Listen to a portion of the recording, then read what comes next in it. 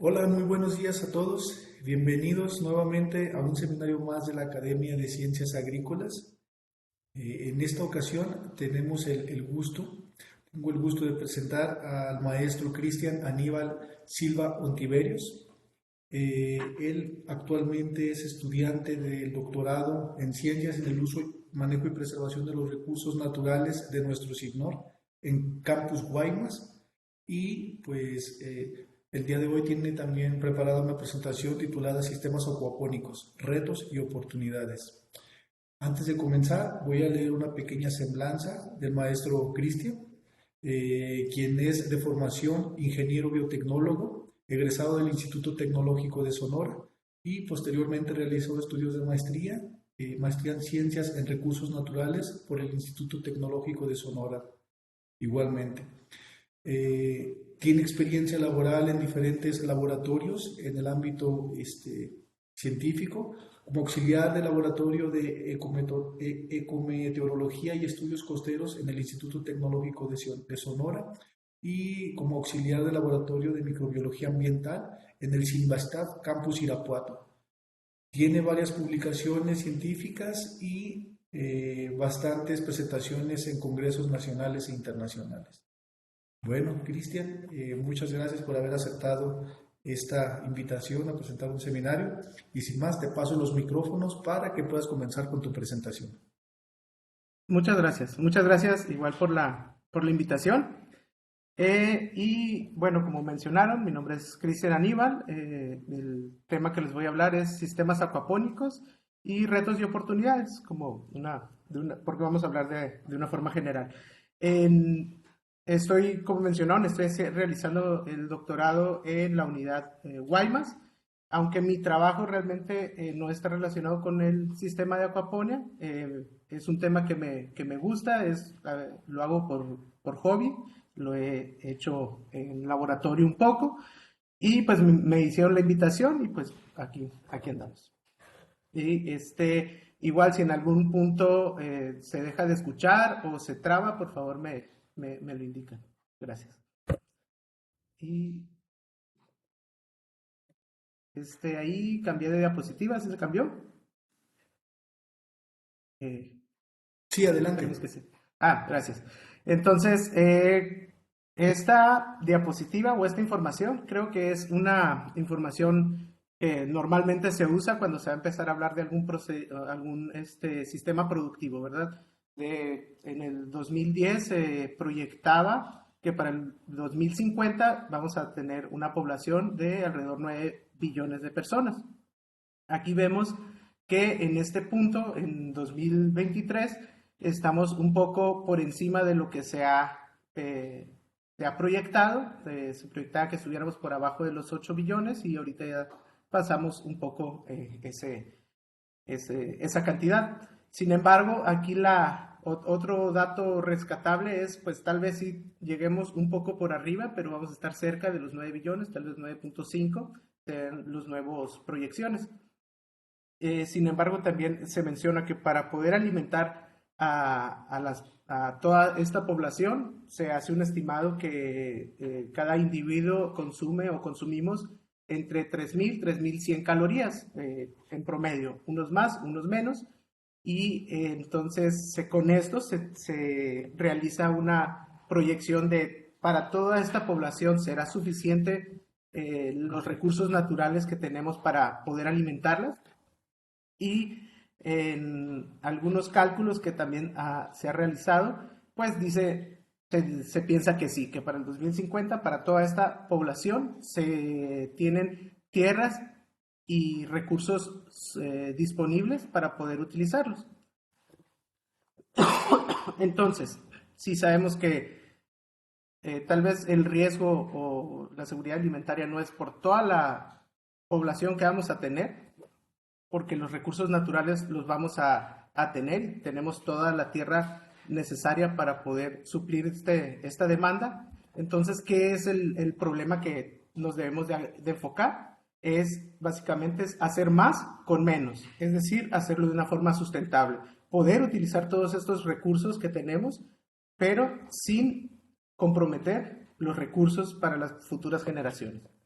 Entonces, esta es la parte en la que se debe mejorar. ¿Y qué es lo que debemos de mejorar? El tipo de actividades como se realizan. Pensemos en cuál es de las principales fuentes de alimento que se utilizan. Normalmente la fuente de proteína, pues podemos hablar de la ganadería, que se usa, por ejemplo, en estas áreas noroeste de México, específicamente hablando, por ejemplo, de Sonora, donde una de las formas o costumbres es pues tener el ganado, el cual se está de forma libre y esta va creando cierto impacto en la tierra, cierta erosión. Otra forma que se hace el manejo de esta producción es utilizar este pastoreo, este pasto buffet, y para poder implementarlo es tener que deforestar y luego introducir este pasto, y entonces estamos haciendo un cambio de uso de suelo y estamos pues quitando toda la vegetación que había en el sitio y estamos pues interrumpiendo ciertos ciclos, tal vez biogeoquímicos, ciclos del agua. Entonces son costumbres o usos que se pueden cambiar y tal vez no sea digamos, una actividad que esté muy relacionada directamente con la acuaponía, pero digamos que se pudiera complementar con los tipos de alimentos que se utilizan, haciéndolo de una forma integrada. Ya tal vez más adelante lo podamos retomar este punto. Entonces, tal vez para tratar de utilizar menos carne de res, se puede pensar en el pescado.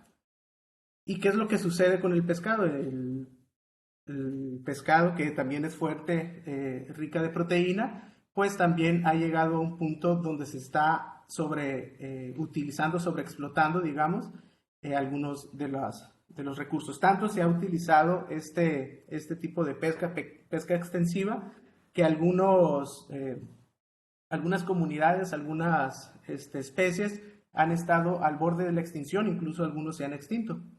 Y esto es pues porque también tenemos mucha actividad de pesca y en donde por ejemplo, este tipo de redes que son muy grandes, no hay como una forma muy específica y selectiva. Se pueden traer otros organismos de un poco o de bajo interés, como vemos en esta imagen, que al final, como no se les va a utilizar para el recurso de generar el alimento o el dinero, tienden a regresarse al mar, pero estos organismos ya están muertos. Entonces, igual ya se impactó. Entonces, una actividad complementaria que se comenzó a realizar fue la acuicultura, que es el hecho de cultivar los peces, crecerlos con el fin de poder utilizarlos como alimento, ¿verdad? Como fuente de proteína. Entonces, esta actividad que empezó, no sé, hace como 50 años, o un poco más, ha ido en grande en crecimiento. Entonces, también se ha realizado de forma extensiva. Sin embargo, ha venido a suplir o a complementar esta producción de alimento proteico, ya que la pesca está llegando a su límite y si vemos en los últimos 30, 40 años la pesca se ha mantenido estancada, y esto porque tiene que ir de acuerdo a los ciclos biológicos naturales de los organismos que se están extrayendo. Y si vemos la acuacultura, en los últimos 20 años ha tenido una velocidad de crecimiento rápida, casi exponencial. Entonces es un sistema de cultivo que está ayudando a suplir la necesidad de alimento proteico, pero está en demasiado crecimiento e igualmente está generando un impacto. Tal vez no está directamente consumiendo acabando con los organismos que se están cultivando, digamos, no se están extrayendo del mar, pero se está impactando de otras formas. Por ejemplo, el cambio de uso de suelo.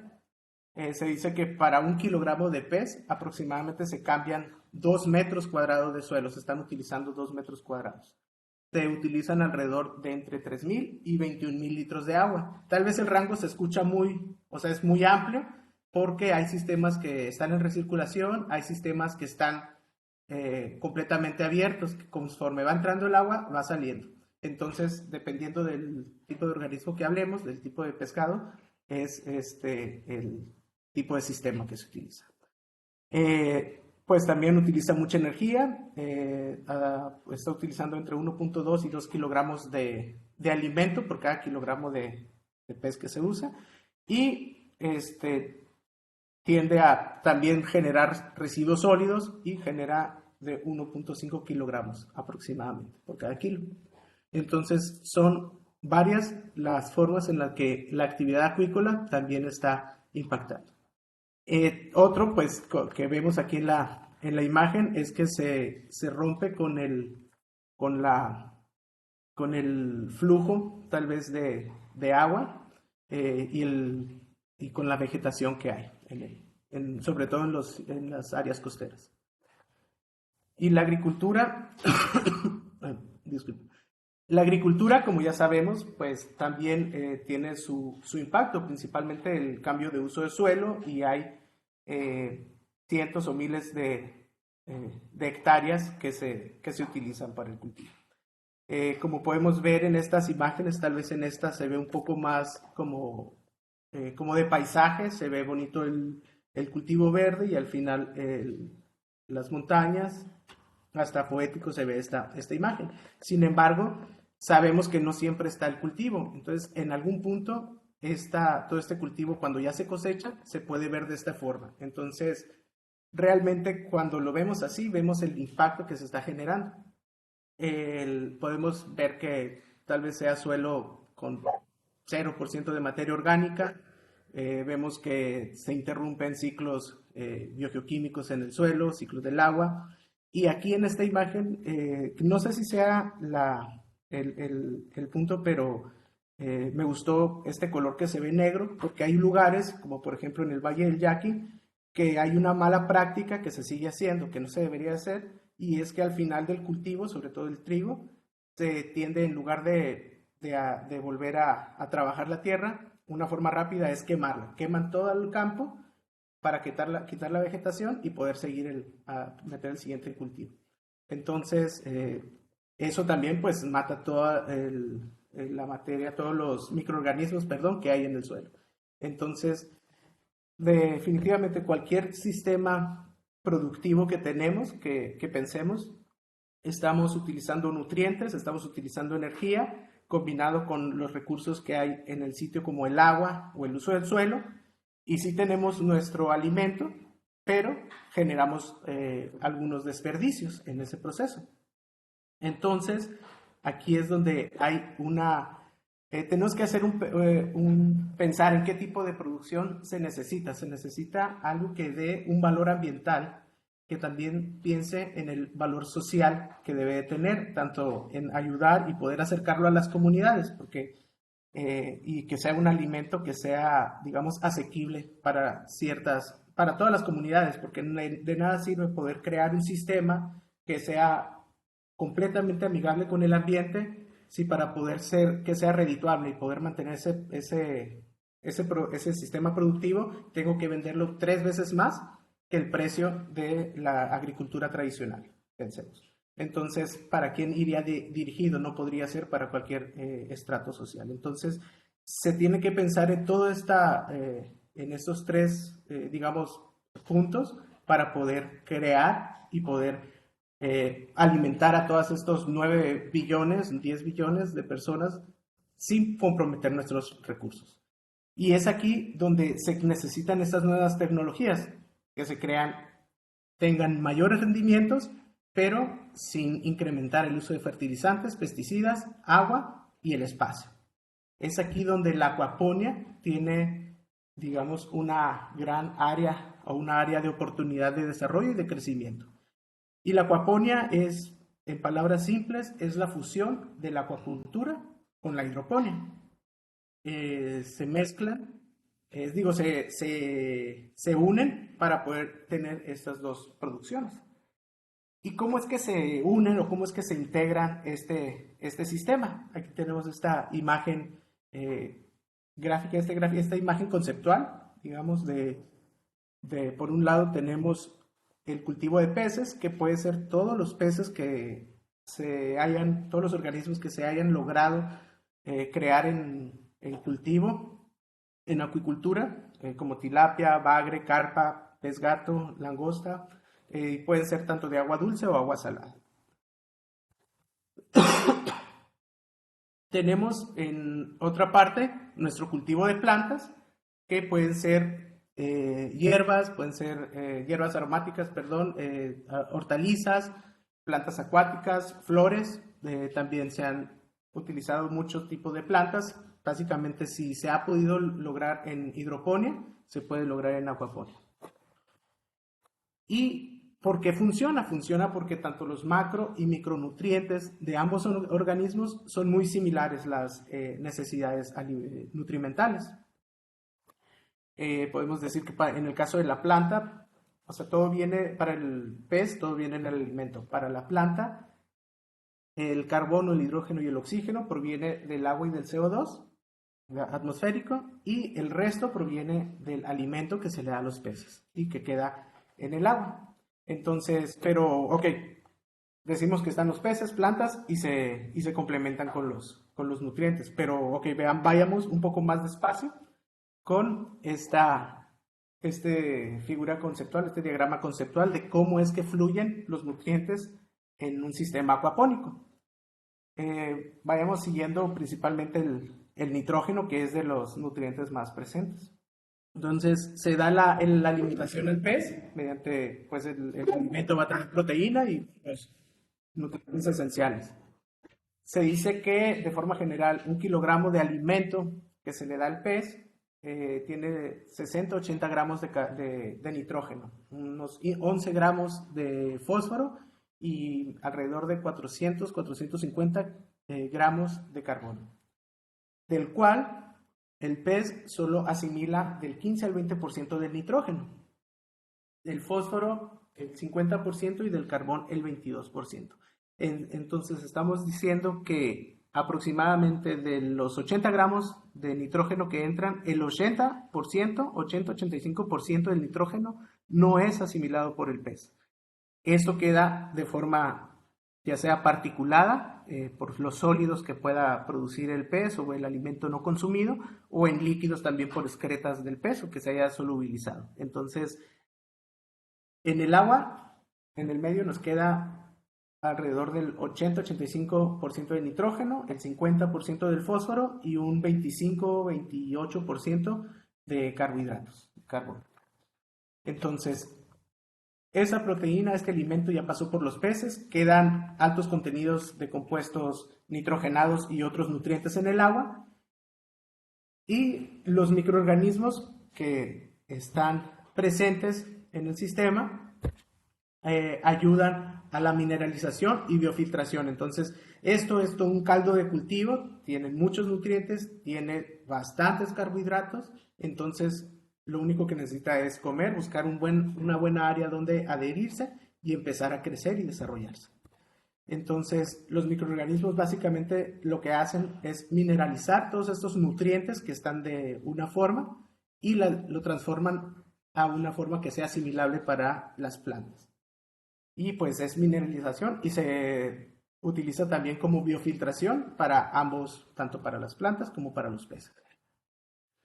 ¿Qué tipo de microorganismos son los que se han observado principalmente en estos sistemas? En el sistema acuapónico, principalmente vemos, hay mucho relacionado con el ciclo del nitrógeno, en tanto a nitrificación, desnitrificación, e incluso en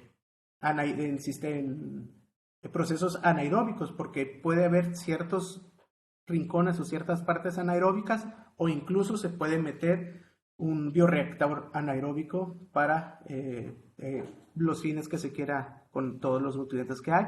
También se han observado sulfatorreductoras, se ha visto solubilizadoras de fosfatos que intervengan en el ciclo del hierro, y fijadoras de nitrógeno. Entonces, han existido varios microorganismos que se han detectado y que hacen funcional a esta integración del sistema.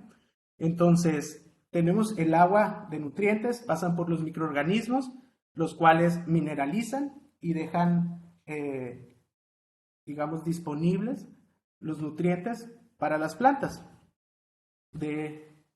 para que sean asimilados por las plantas. Entonces, las plantas, pues, utilizan todos estos nutrientes. Cabe mencionar que hay ciertos elementos que son necesarios introducir, como el hierro, que el hierro no viene en las concentraciones necesarias para la planta y este se puede suplir dentro del sistema. Pero la mayoría de los nutrientes ya vienen en la solución que tienen. Y mencionaba que en las plantas se puede utilizar o se puede acoplar cualquier tipo de sistema que haya funcionado, que se utilice en la hidroponía. Puede ser NFT, puede ser raíz flotante, se pueden utilizar sustratos, aeroponía, etcétera. Todo el sistema se puede utilizar. Claro que conforme se va tecnificando, pues el valor va incrementando. Y finalmente, pues ya tenemos una agua con bajo contenido de compuestos nitrogenados que puede ser utilizado por los peces. Entonces vemos que el conducto o el medio que conecta estos tres organismos, peces, plantas y microorganismos, es el agua. Entonces este es un medio que debe ser manejado y debe ser cuidado, que es uno de los puntos críticos de la acuaponía. Entonces tenemos dos organismos que tienen requerimientos similares, pero pues a la vez diferentes. Por un lado, la acuacultura necesita de entre 6.5 y 8 el pH, en la hidroponía entre 5.8 y 6.5. Entonces se ha visto que un pH neutro de 7 funciona bien para los dos organismos. La conductividad eléctrica, ya que no se utilizan sales, puede ser entre 0.3 y 0.5 la medición de conductividad eléctrica. Los nutrientes y desechos, pues es mínimo. Los nutrientes, pues lo único que se debería de introducir son pequeños elementos como el hierro, alguna solución con hierro. El manejo del agua, en cuanto a la parte acuícola, pues si fuese solo la parte acuícola se tiene que hacer periódicamente cambios o incluso algunos constantes. En la hidroponía se tiene que estar adhiriendo fertilizantes y monitoreando la conductividad eléctrica y el pH. Bueno, el pH está aquí también.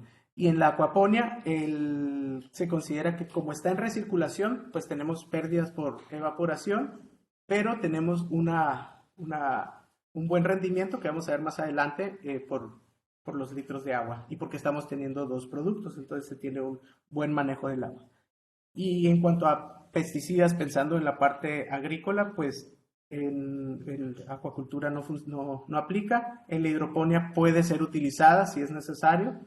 Y en la acuaponía no puede ser utilizada, lo cual nos fuerza o de alguna manera está forzando a tener cuidados de manera orgánica, digamos, de alguna manera, o utilizar recursos naturales para poder controlar plagas físicos, porque no puede ser utilizada algún tipo de pesticida, puesto que está en contacto con los organismos acuáticos y pudiera matarlos. Entonces, pudiéramos tener altas mortalidades. Entonces, no podemos utilizar algún tipo de pesticida. ¿De acuerdo? Entonces, de forma general, podemos decir que en la acuicultura y la hidroponía se utilizan las aguas residuales como una solución nutritiva y esta se regresa a los peces. Pero entonces la acuaponía suena como a hidroponía, pero con pasos muchos pasos más, y se suena un poco más complicada porque cambiaría la hidroponía por la acuaponía.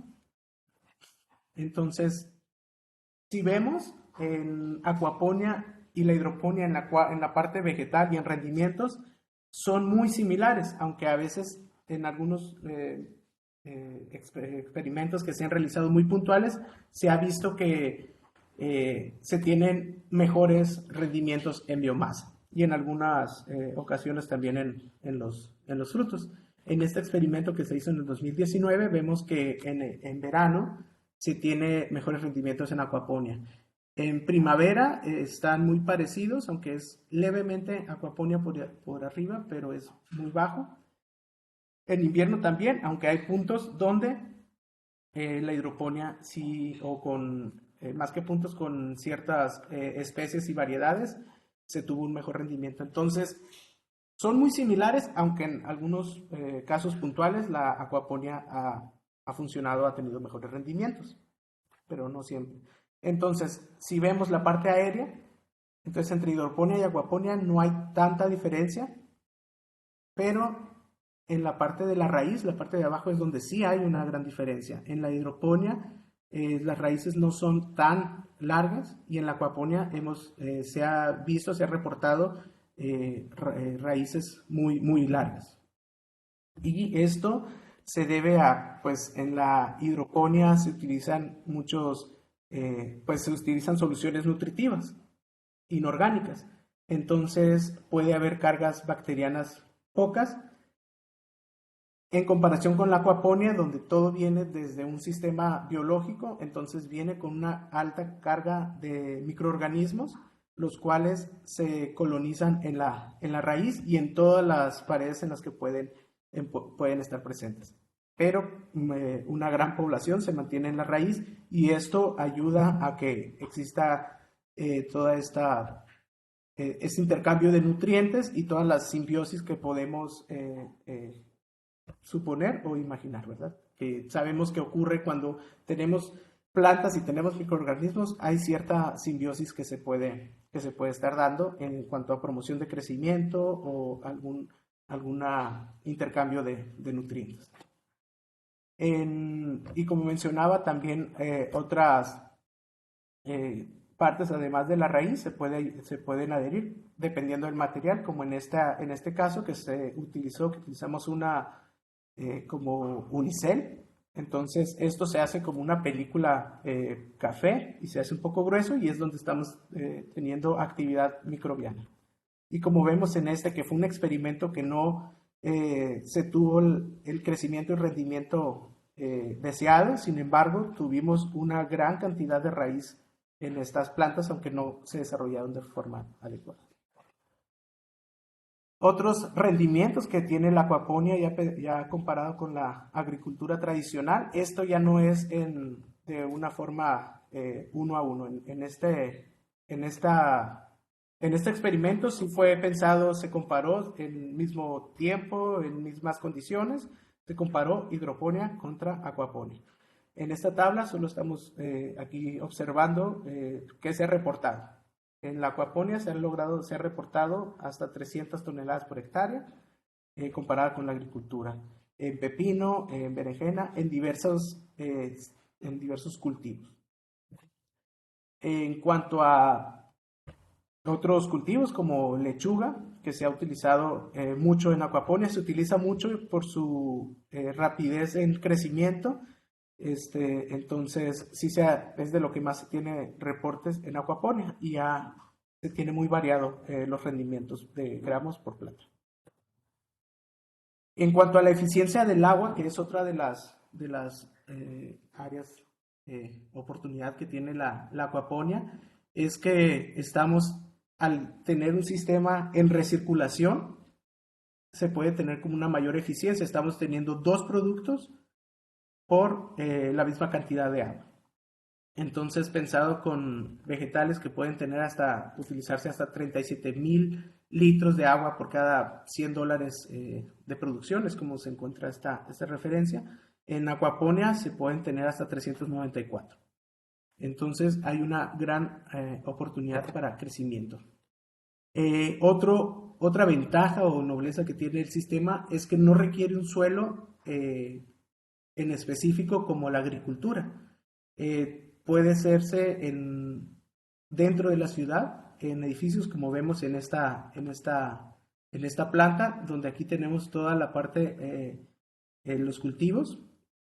Entonces, puede prescindir de un suelo en específico. Entonces se puede trabajar esta parte del cambio de uso de suelo para desmontar, digamos, áreas naturales y implementar este sistema. ¿Y cómo es un sistema acuapónico? El primer sistema, digamos, estandarizado fue por el doctor James Rakosi en el 2006 de la Universidad de las Islas Vírgenes, por eso el sistema se le conoce como VI.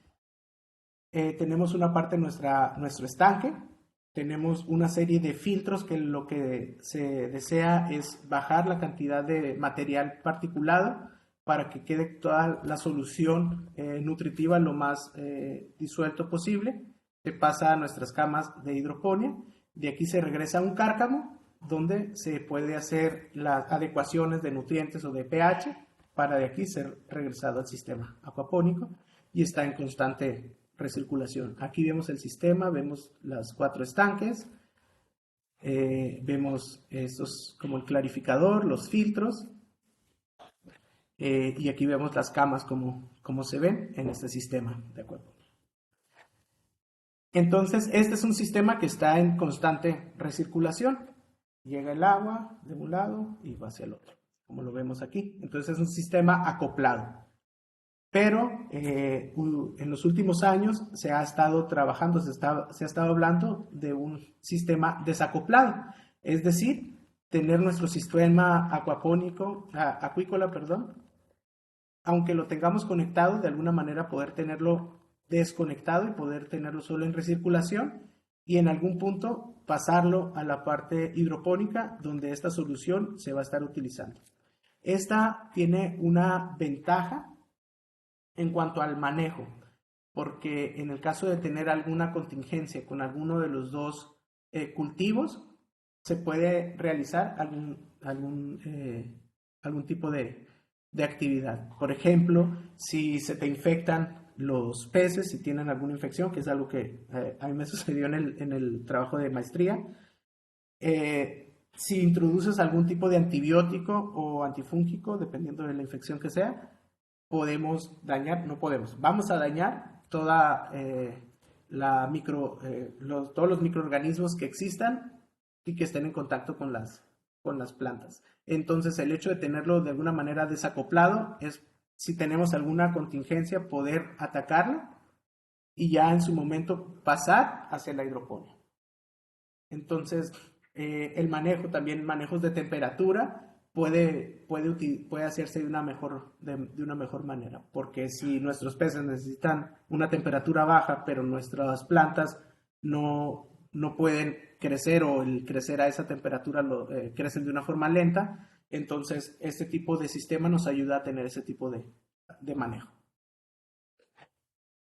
Y también se puede tener una acuaponía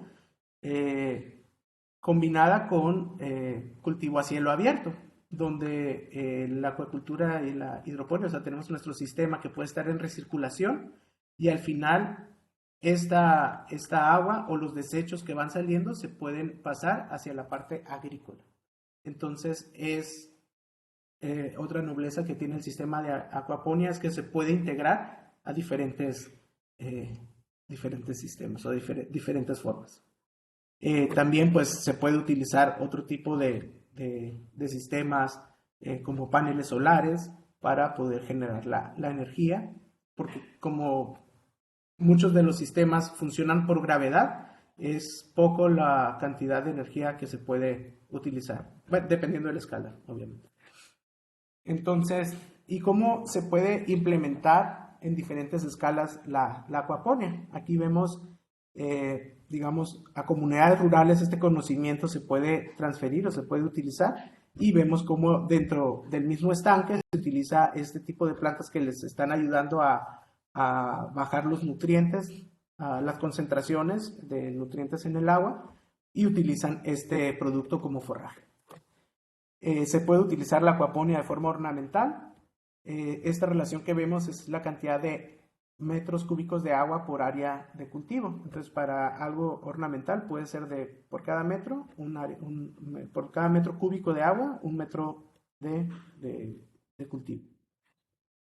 En acuaponía de traspatio es 1 a 3 por cada metro cúbico de agua se pueden tener 3 metros cuadrados de parte agrícola. Y esto porque como ya lo tenemos como pensado en cultivo tal vez para nosotros, para cultivo propio, entonces la alimentación va aumentando pensando en que queremos llegar a la engorda. Se puede tener a escala comercial. Aquí la relación pues va a variar mucho, pero de forma así muy general se ha reportado de entre 1 a 5 a 1 a 7, porque es un poco más intensa el sistema productivo de peces. Entonces va generando más nutrientes y se puede tener más área de cultivo. Y también a gran escala se ha llevado este sistema, y aquí es una de las pequeñas desventajas. Conforme va subiendo la escala, pues va aumentando la tecnología que se debe de utilizar, y esto pues va incrementando los costos. Entonces, estos tipos de sistemas, pues sí necesitan muchos millones para poder ser funcionales. Y aquí vemos, en esta foto es de Dr. James Rakosi, que es el que comenzó a estandarizar estos sistemas. Y bueno, así como un poco de información de algún experimento en el que estuve trabajando, cuando estuve trabajando de técnico, fue en un sistema pequeño de acuaponía, perdón, donde aquí tenemos el esquema de cómo funcionaba. Teníamos los filtros físicos, filtros biológicos y nuestra cama hidropónica.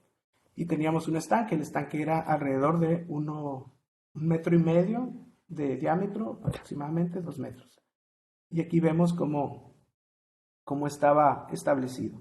Entonces, tenemos un sistema que ya está estandarizado y se puede modificar de acuerdo a las necesidades de los sitios, siempre y cuando siguiendo el área de los peces, los filtros, y separar la fracción particulada, tener nuestra cama donde va a estar los nutrientes y las plantas, perdón, y el regresar hacia el estanque. Entonces, en este trabajo, lo que se intentaba era, bueno, la parte que me tocó a mí fue estandarizar, encontrar cuál era el cultivo que íbamos a poder utilizar, porque es necesario como saber cuáles se van a adaptar.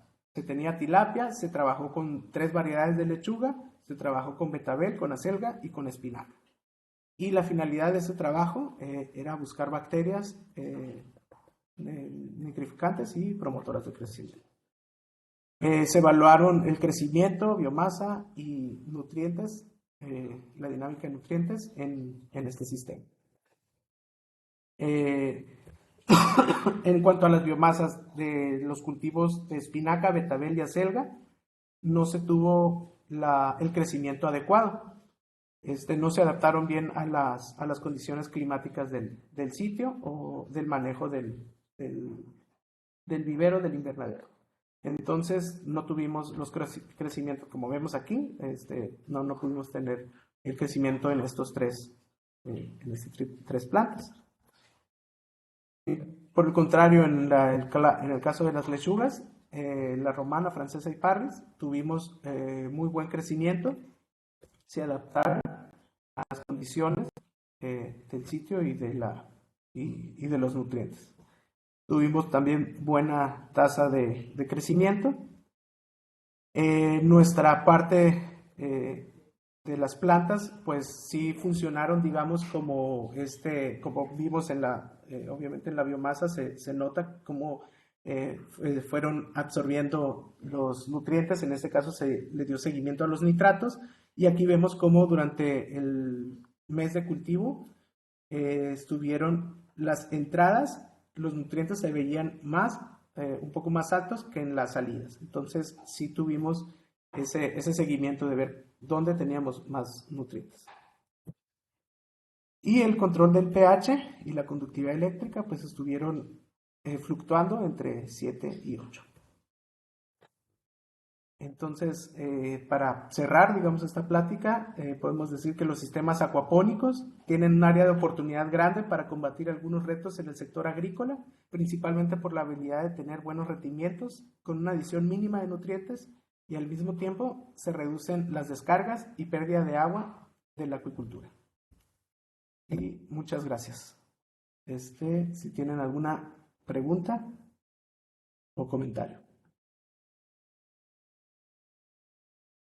Estimado Cristian, muchas gracias. Muy interesante tu plática. Fíjate que aquí en Cibnor, aquí en el campus de La Paz, también hay varios colegas que están trabajando y están muy metidos, son muy buenos en toda esta parte de la acuaponía y la hidroponía. Eh, bueno, vamos a pasar a la sesión de preguntas. No sé si alguno de ustedes, de los que nos están escuchando, tenga algún comentario o alguna pregunta para hacer a nuestro compañero Cristian.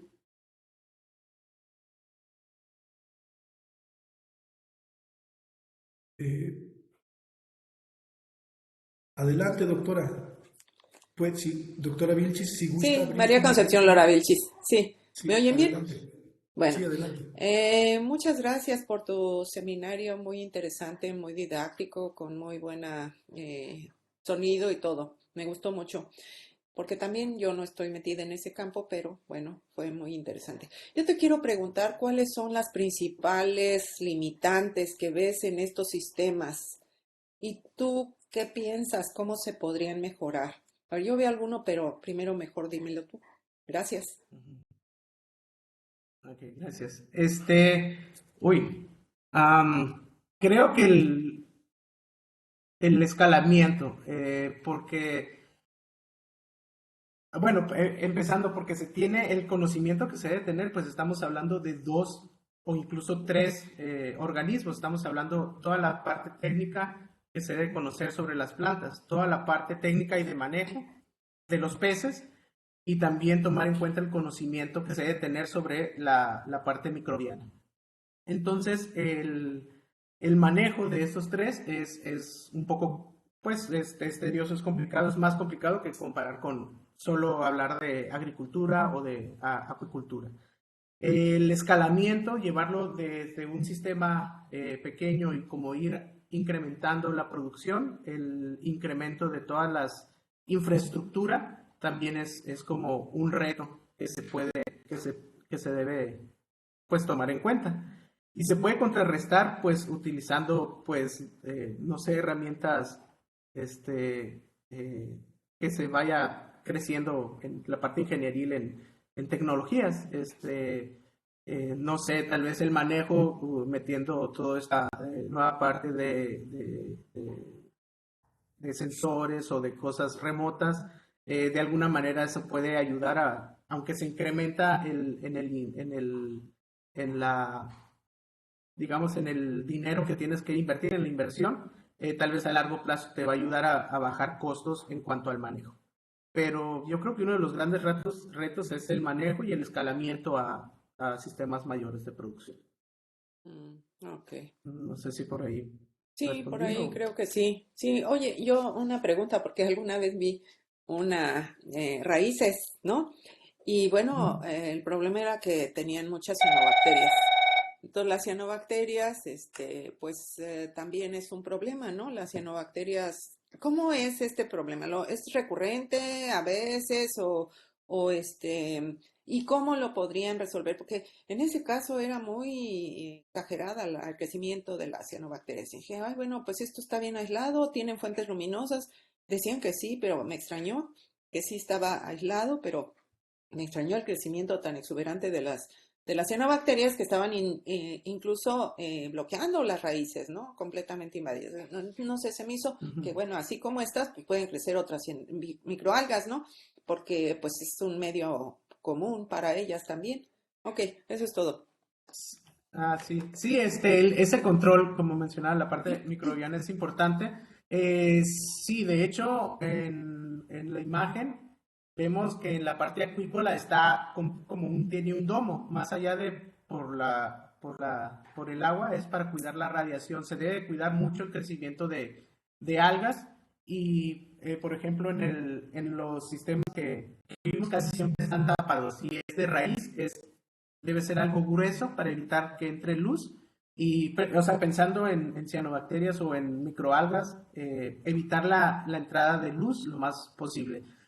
También puede haber entrada de algún otro insecto. Por ejemplo, a mí me Claro. tocó en uno donde se nos llenó mosquitos Mosquito. y de alguna manera todas las larvas fueron a dar hacia la parte de plantas y veíamos que de repente se murieron y cuando revisamos no tenían raíz porque las larvas se habían consumido toda la raíz. Entonces, Claro. sí, el manejo es Es muy fundamental. importante. Ujú. Ok, Sí. muchas gracias. Muchas gracias, doctora. Pues todo un desafío, ¿no? Manejar este tipo de cultivos. Mira, aquí también tiene levantada la mano el doctor Luis Daniel Moreno. Adelante, Dani, si gustas abrir tu micrófono. Gracias, Doc Adame. Muy buena presentación, Cristian. Un saludote acá desde La Paz. Gracias. Gracias. Tengo dos preguntitas, Cristian. Una, ¿a qué le atribuyes que no haya crecido el betabel y la selga y sí que haya crecido la lechuga? Y dos, ¿qué tan bien o qué tan mal creció? A lo mejor no era el objetivo de esa investigación, pero ¿qué tan bien o qué tan mal creció la tilapia en tu sistema? Gracias. Creemos que las temperaturas, porque no el vivero, por eso dije, las condiciones que teníamos, se descompuso el extractor que ayuda a que se maneje la temperatura. Y llegamos a temperaturas dentro del invernadero de 45 grados. Entonces, no sé si eso fue lo que limitó el crecimiento a estas tres especies. Porque, pues sí, o sea, fueron las tres y en todas las repeticiones que tuvimos. Entonces, creemos que por ahí fue. No indagamos más, era como este paso era, vemos que resiste y ya nos enfocamos en las que crecieron. Y en cuanto a los peces, no, esa parte ya se tenía establecida, ya se tenía el manejo de los peces. Creo que sí se llegaron como a los 500 gramos, 500, 600, pero ahí ya no era la misma dieta y la misma cantidad de organismos para todos. Ya se había establecido la dieta ya se tenía establecida en ese laboratorio. Perfecto, Cristian, gracias. Muchas gracias, Cristian. Mira, aquí en el chat tenemos una pregunta de Gabriel Carrero Alvarado, es un alumno también aquí de Sigmar. Bueno, y también coincido con esta pregunta. Dice, gracias por la plática. ¿Qué ventajas y desventajas económicamente hablando podrías comentar? Yo también aprovecho también esta pregunta porque yo he escuchado, no estoy muy metido sinceramente en esta parte de acuaponía o hidroponía, pero he escuchado que algunos proyectos no han tenido tanto éxito principalmente por los rendimientos o porque no llega a ser tan rentable. ¿Pudieras platicarnos algo en relación con esta parte? Sí. Bueno, tal vez no lo he llevado de forma experimental, solo también por lo que he leído y conozco.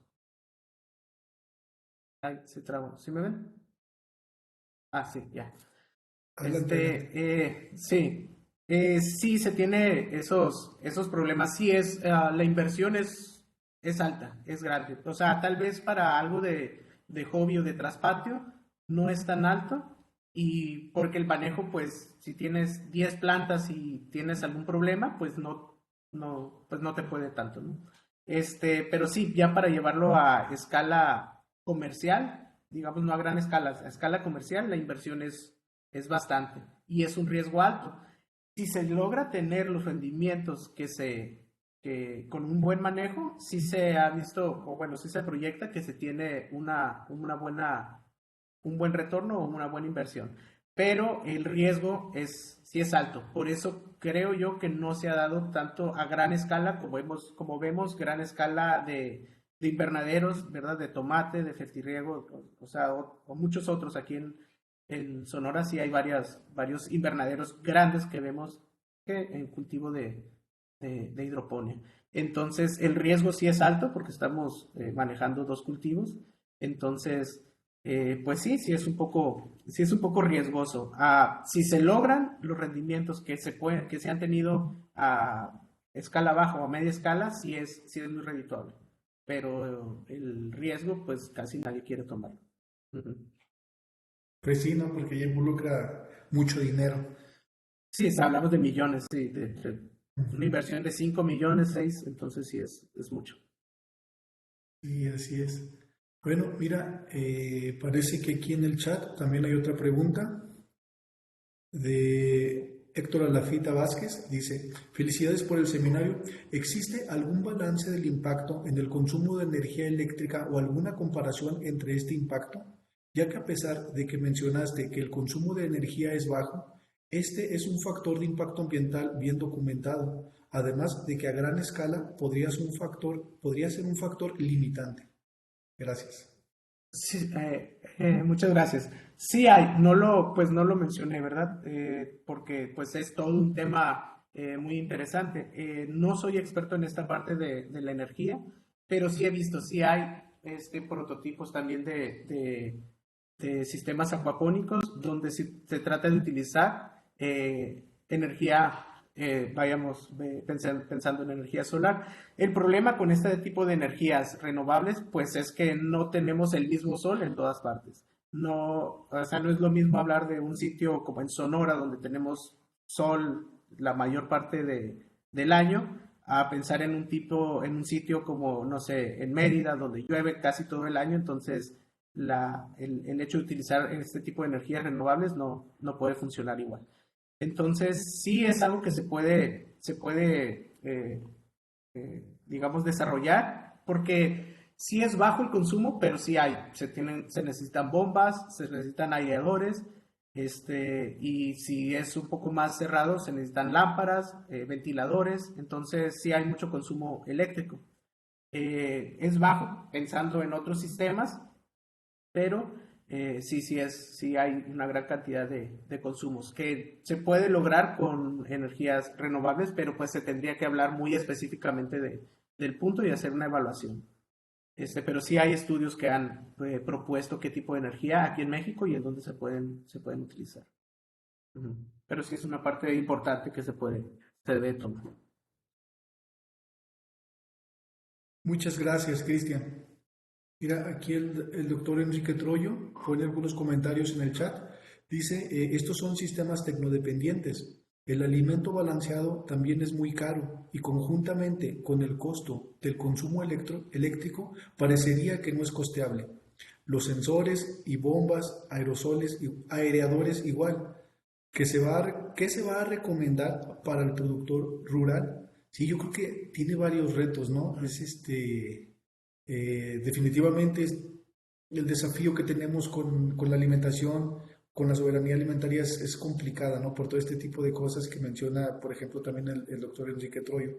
Pero bueno, retomando aquí su pregunta, con base en estos antecedentes que te acabo de leer, ¿qué recomendaciones pudieras hacer tú, por ejemplo, para el sector rural o para los productores rurales? Ujú. Eh, Híjole, tal vez buscar una manera de aplicarlo de una forma menos tecnificada. Sí, pensando de esa forma. ¿Sí me escuchan? Se congeló la imagen. Sí, sí, adelante. Ah, tengo congelada. Como puse ahí una imagen, está un estanque que vemos muy poco tecnificado y tenían, así como las chinampas, tenían el cultivo por arriba. Entonces, tal vez en un sistema rural buscar una forma de aplicar el conocimiento, porque el fundamento es utilizar el agua, sus residuos, separarlos, o sea, el agua de la parte acuícola, separar los residuos sólidos y esos nutrientes utilizarlos en las plantas. Ese es el fundamento. ¿Qué tan tecnificado se puede hacer? Pues dependiendo de la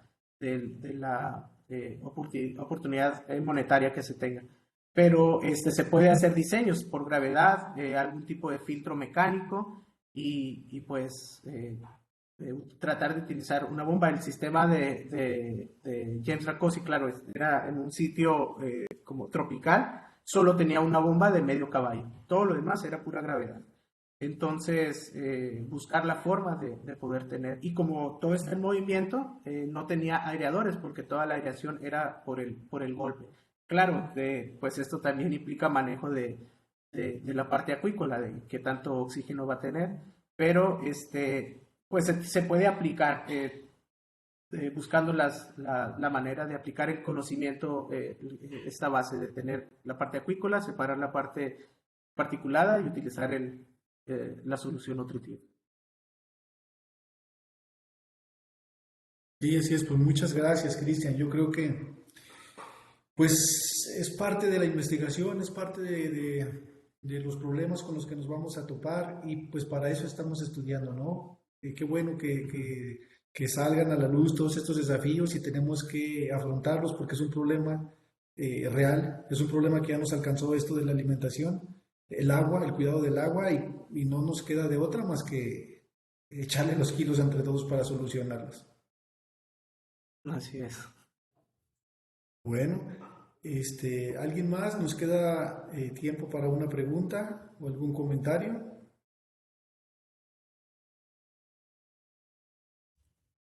Bueno, Cristian, parece que ya no hay más preguntas. Pues solamente me queda agradecerte por tu presentación. Estuvo muy interesante, está muy padre todo este tipo de investigación aplicada que se está haciendo en CIBNOR. Pues en el transcurso del día te estaré enviando una constancia de participación en el seminario. Muchísimas gracias. Pues bueno, muchas gracias a todos por haber asistido y sin más nos vemos la próxima semana. Muchas gracias a todos. Gracias, Cristian.